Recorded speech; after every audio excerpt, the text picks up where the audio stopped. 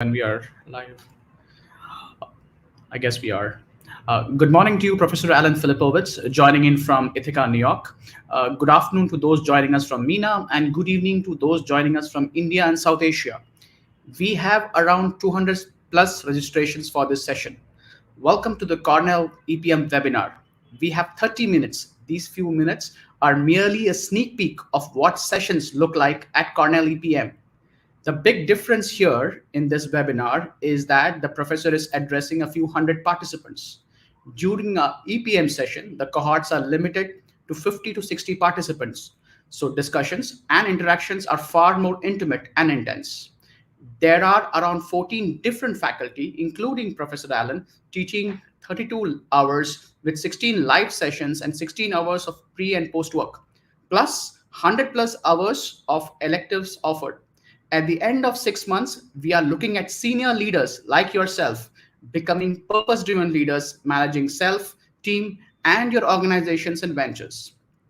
To introduce Professor Filipovitz, he is a professor of organizational behavior and former dean of executive education at Cornell University. Professor Filipovitz has PhD from Harvard, MBA from Wharton, several degrees in engineering from Cornell. The professor has several decades of experience teaching senior executives across the globe, from Google to Harley Davidson to John Deere to the Abu Dhabi government. For this engagement, we have around 20-25 minutes of concept session, followed by a few minutes of Q&A. Please do send in your questions over the comment box on your platform. We will try and address them at the end of the session. Without further ado, over to you, Alan. John, thank you so much, both for the warm introduction and for having me. It's a pleasure to address this audience. So what I would like to do is I would like to talk about the very broad concept of leading with emotional intelligence. As you can imagine, covering that in 30 minutes is quite an ambitious project. So to simplify, what we're going to do is the following. We're going to look at 3 different ideas, and then we're going to try to understand how those 3 ideas work together in a loop, and hopefully this will be valuable to you and insightful for you. The first idea is effort, right? When do we give up in the face of repeated failure versus continuing on? The second has to do with exploration and why pointing out errors is bad. And the third has to do with understanding other people. Why do other people do what it is that they do? So we'll look at each of these ideas independently, and then we'll see how they work together in an interesting cycle. Let's start with effort. So learned helplessness is an old concept, and it has to do with the question of, in the face of repeated setbacks, when do we give up? That is, when do we stop all efforts? And it turns out that we stop efforts in the face of repeated setbacks. That is, we try something, it fails, we try something, it fails, we try something else, it fails. We stop doing that when we learn in quotations, that the situation is unchangeable. That is, as soon as we decide that the situation is time invariant, then we just give up, right? I've tried it again, nothing is going to work. Now, this raises 2 interesting and in fact conflicting insights. One is this: we know that depression is marked by a tendency to see negative events as time invariant. That is, if something bad happens, and you can't do anything about it, you become sad. But when you think that situation is going to stay that way forever, that's what tips the sadness over into depression, right? Over into a clinical state. But an unchangeable situation implies stability. And what's fascinating about the world we're living now is the very, very high level of chaos, right? There is no stability. And so if you are leading in a situation now and you are facing learned helplessness, or you have people working for you who seem to be tipping over into learned helplessness, it's important to remember that there is a conflict, a fundamental conflict, if you will, between this idea of time invariance, that is, things are bad now and they always will be bad, and the recognition that for that to be true, you need stability. And the last thing we have now is stability. We have constant movement, constant chaos. And so it's unlikely that the situation is time invariant. Now, to push this idea a little bit further, I want to raise another old idea, again, old idea in the sense of classic social psychological insight, which is this idea of self-efficacy. Self-efficacy is the belief that you can get the job done, right? You have what it takes to get the job done. If you hold this belief, then in the face of setbacks, the intensity and the persistence of your efforts go up. That is, you try harder and you try harder for longer. Now, if the intensity and persistence of your efforts goes up in the face of setbacks, what happens? Well, not surprisingly, your performance goes up, and it goes up by a lot. It goes up by 28%.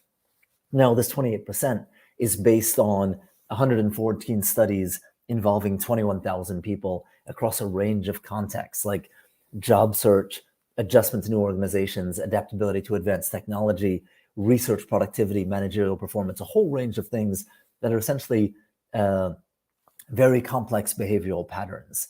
What's interesting here is the size of this effect. 28% is massive, right? If you think about what most organizations do, most organizations set goals and reward high performance and punish low performance. And all this goal setting work we know drives performance by 28%. Self-efficacy is 1.5 times stronger.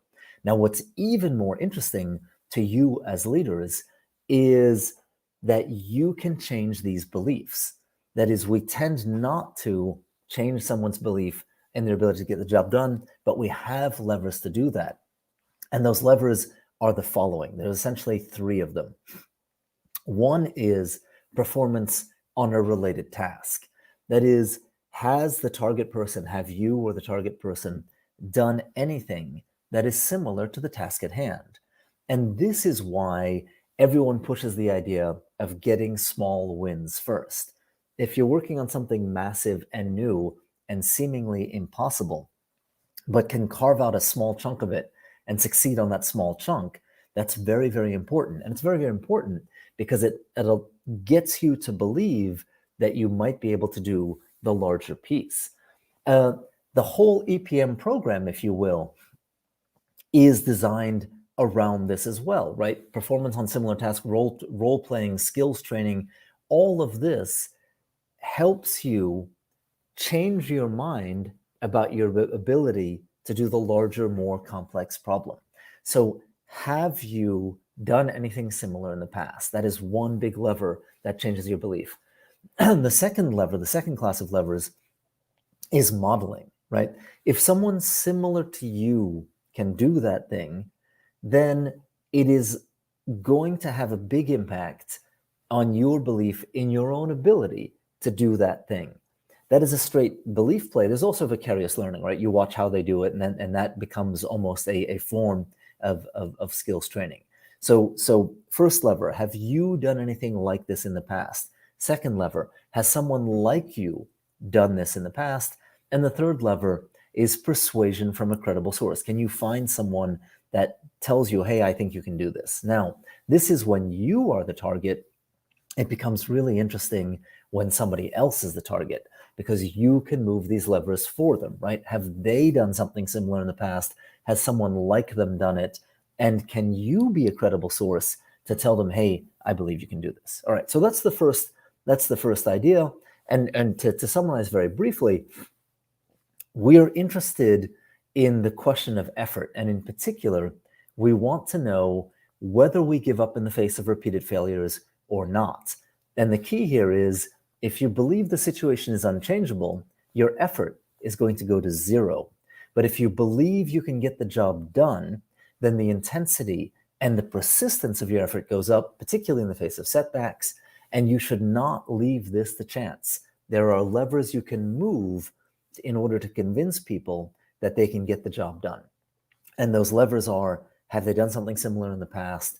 Has someone like them done something? And can you become a credible source to convince them that they can do it?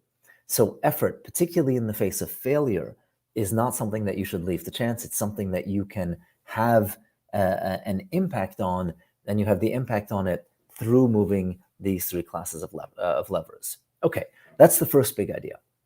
Second big idea has to do with exploration, or why pointing out errors is bad. And you'll notice there's a joke embedded in there, right? Because pointing at that sentence itself is pointing out errors. So here is the idea.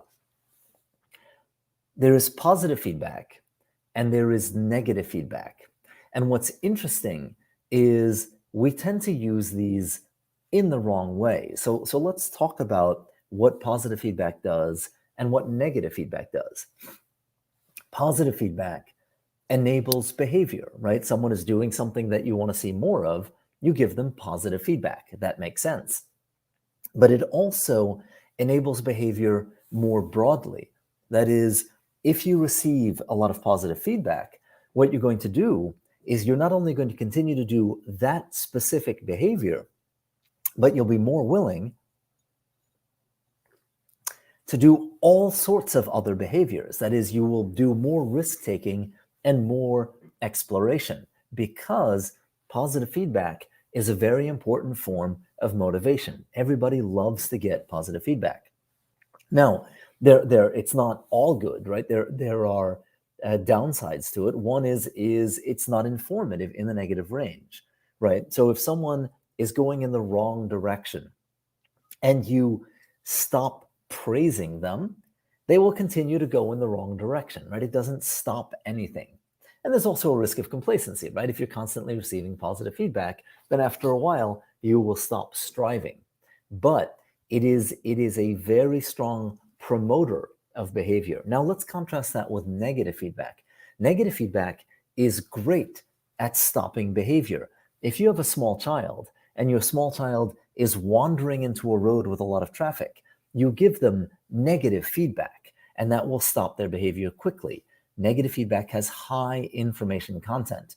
Now, the problem with it, of course, as we all know, is negative feedback generates negative emotions, right? People don't like hearing negative feedback. But more interestingly, it has a broader effect, which is it curtails risk-taking and exploration. So if someone tries something and you say, no, that's bad, and they try something else and you say, no, that's bad, and they try a third thing and you say, no, that's bad, then after a while, they're going to stop trying. They're going to stop taking risks. They're going to stop exploring. Now, so what? Well, one big point is you want to match the feedback to the situation. That is, you want to use positive feedback if you want more of a behavior. You want to use negative feedback if you want less of a behavior. That is, you want to stop a behavior.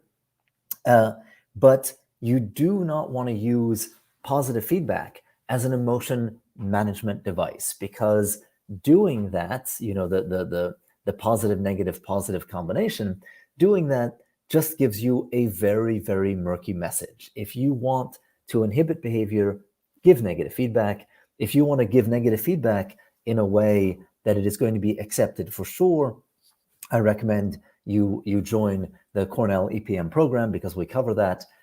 We have a very clean solution to that.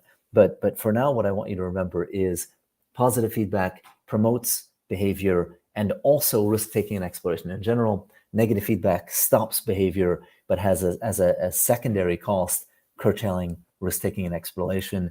Use the right feedback for the situation. Okay, that's the second idea.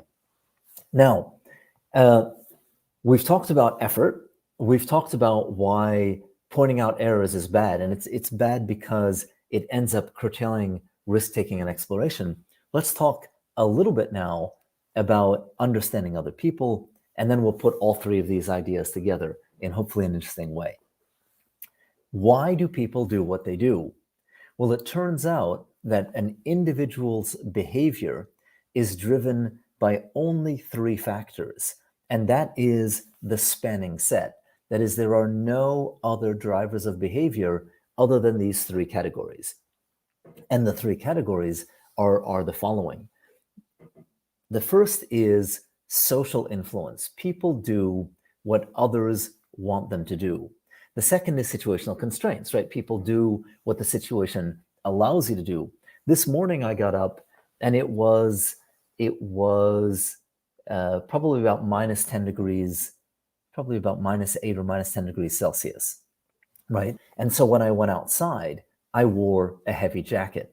Now, why did I wear a heavy jacket? Well, if I didn't wear a heavy jacket, I would have gotten bad frostbite, right? The situation, the environment constrains my behavior. And finally, people do what they do because of something about them, right? Who are they as people, both at the state and trait level? But interestingly, this tends to be our first guess. Now here is the implication of this. If we are trying to understand why somebody did something, that is, you see a behavior and you try to figure out, well, why did they do that?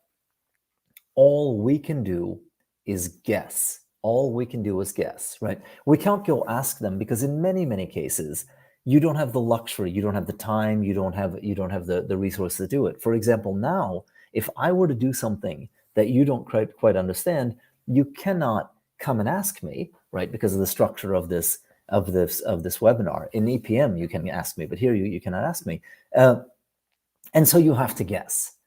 How can we guess better? Well, my argument is you can guess better not by working on the accuracy of the first guess, but by coming up with 2 or 3 guesses rather than a single one. Now, why is this important? Well, because if you have one guess, you will quickly code that guess as the truth. This is a bad idea because if you code it as the truth, that is, that person is a lazy person, that person is a conscientious person, that person is not motivated, then when you get contradictory information, what are you going to do? Well, you're not going to update. You're going to ignore that information. However, imagine you made 2 guesses, right? Why is that person behaving in that way? Maybe they're lazy, or maybe the environment is constraining them, right? Why, for example, and we see this a lot in virtual sessions, right? You have a whole class of people and they're all paying attention. All of them have their cameras on, but one person does not. Why not? Maybe they are not paying attention, but maybe they have bandwidth issues. Now, the fact that I have 2 guesses means that as more information comes in, I'm going to try to figure out which of the 2 guesses is true, which means I'm much more likely to take in new information, particularly contradictory information. And so having more than one guess, having 2 guesses or 3 guesses, is categorically better than having a single guess. Having a single guess is what we normally do. Having 2 guesses is categorically better, and it's categorically better because it greatly increases the chances that we update with more information. And this is a very important skill.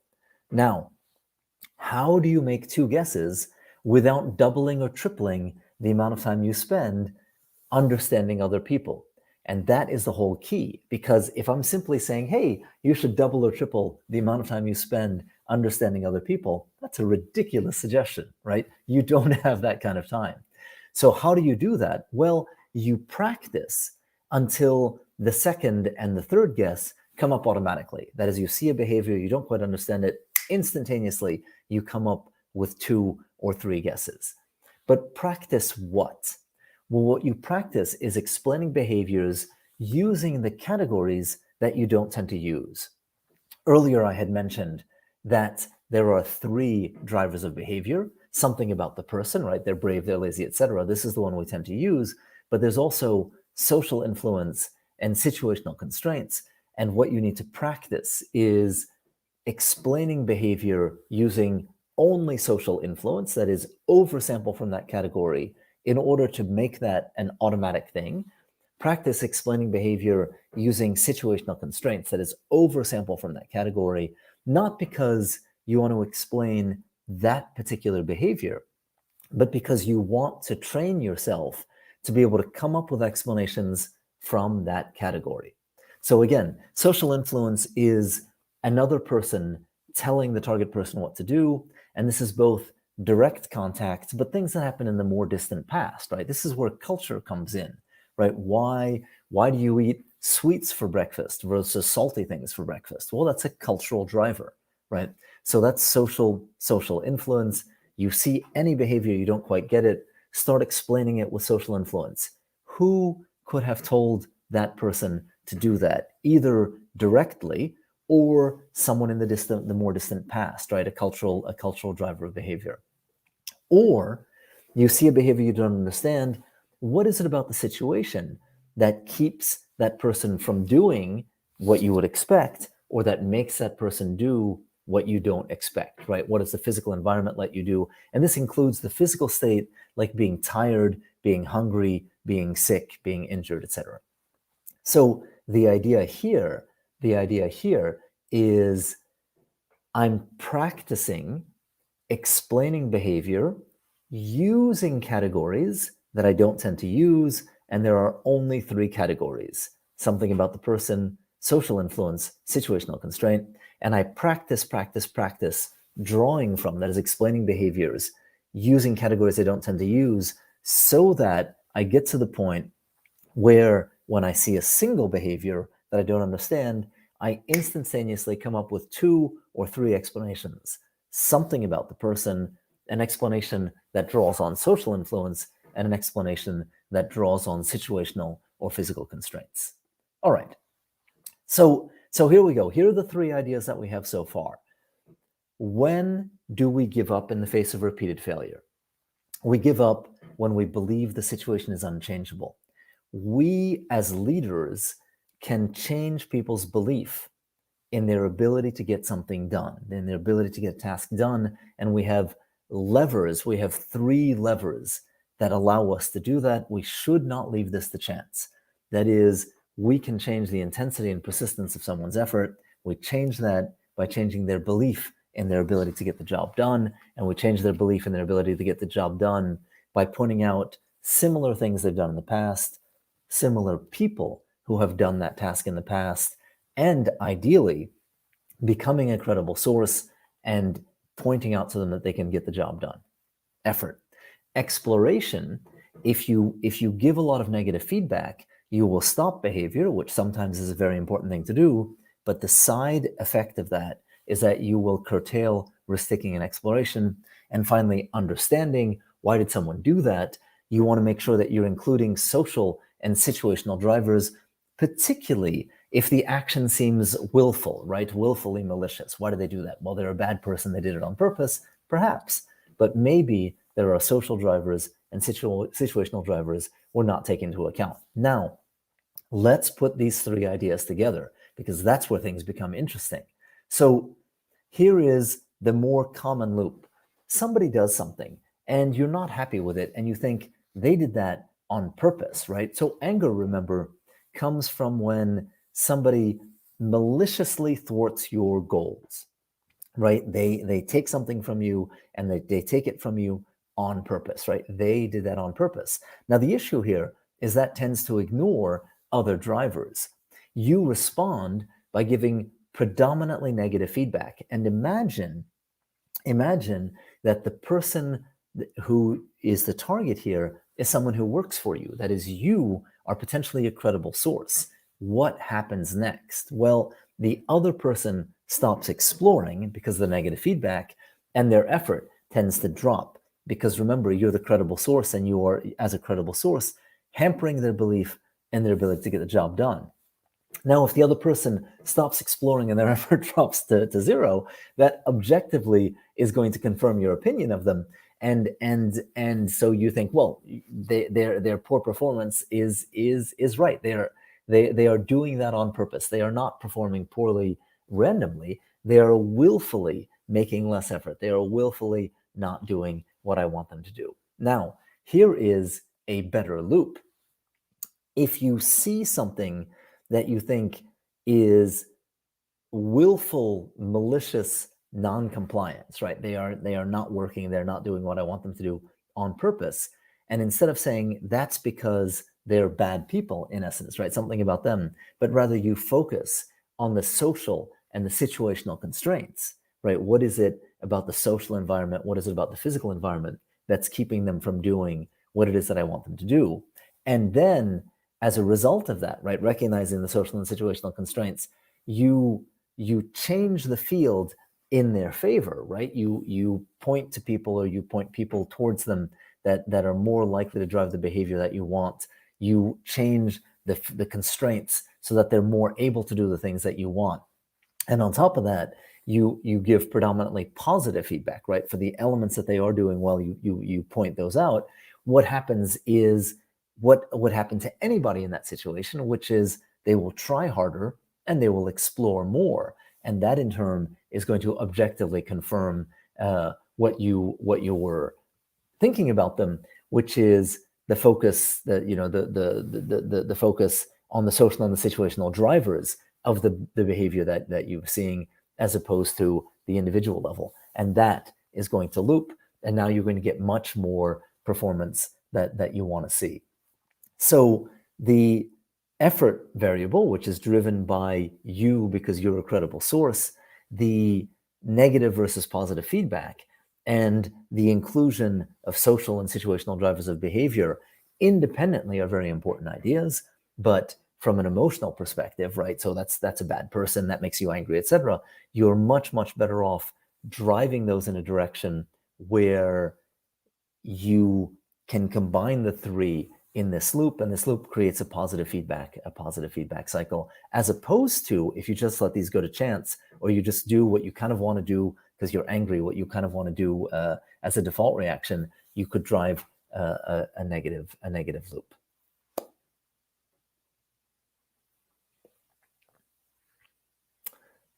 John, I'm happy to open this to questions. I'm also happy to go into more depth. On any of these elements, because what we covered in the last 25-30 minutes is actually a huge number of fields brought together in what I hope is a useful way. Thanks so much, Alan. We have a couple of questions and we have only so much time. The first question is from Anshul Gupta. He asks us, how do you point out errors? And maybe, Alan, I can set the context. You mentioned positive feedback make you complacent, and positive feedback for something incorrect is quite harmful. But you need to give negative feedback. How will you give negative feedback? So two things. One is you absolutely need to give negative feedback to stop behavior, and you absolutely need to give positive feedback to enable behavior. What happens is, remember, we're talking about emotions and emotional intelligence. Why do we give feedback? There should be only one goal, and that goal is to help the other person. What we tend to do is the other person does something, it has an impact on us emotionally, and we give feedback to make us feel better. You did that wrong. Now, when you do that, what happens is you get a whole bunch of effects that you don't really want. You should not use your feedback giving as a way to make you feel better. As the joke goes, if you want to feel better, go buy a puppy. They'll make you feel better. But if you want to help the other person, you want to change their behavior, think about what you're trying to accomplish. Are you trying to stop a behavior? Are you trying to promote a behavior, etc.? And be aware, right? Be aware of the balance between the positive and the negative feedback, recognizing that if you're giving a lot of negative feedback, that has secondary costs. And one secondary cost is you should expect that person to be less risk-taking and less exploratory in the next round. And so when you see them in the next round being less risk-taking and less showing less exploratory behavior, that is because of the negative feedback. It is not indicative of anything else. Thanks so much, Alan. Maybe I'll take two more questions. A question from Deepak Srinivas. How to lead with emotional intelligence at the time of crisis? How to motivate team to deliver more consistently? Alan, we know that this particular session at Cornell EPM is being taught by General George Casey. Any comments from you on this query? So a couple of things. One idea that we push, and particularly in EPM, is there are fundamental drivers that sound simple, but if you don't do them, everything falls apart. And what we tend to do is we tend to look for very complex solutions or very new solutions, etc. And we emphasize, get the simple things right first. And what's lovely about EPM is we really boil down very complex phenomena into these simple drivers. The example here is, look, I've given you 3 ideas.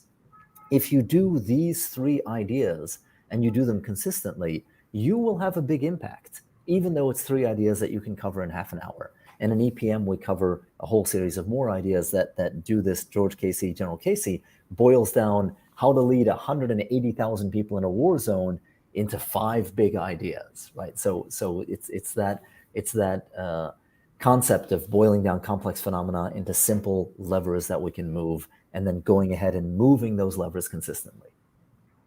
Thanks so much, Alan. We have only so much time, folks. We will remain in touch. We have an enrollment deadline on 11th Jan, Tuesday, and we hope to see you at Cornell EPM. In case of any questions, please do reach out to our program managers who are in touch with you. Thanks tons, Alan. Wishing you a very good weekend. Thank you. Thank you for having me. Thank you. Thank you all for joining this webinar. Have a good evening. Have a good afternoon. Bye-bye. Bye-bye. Bye.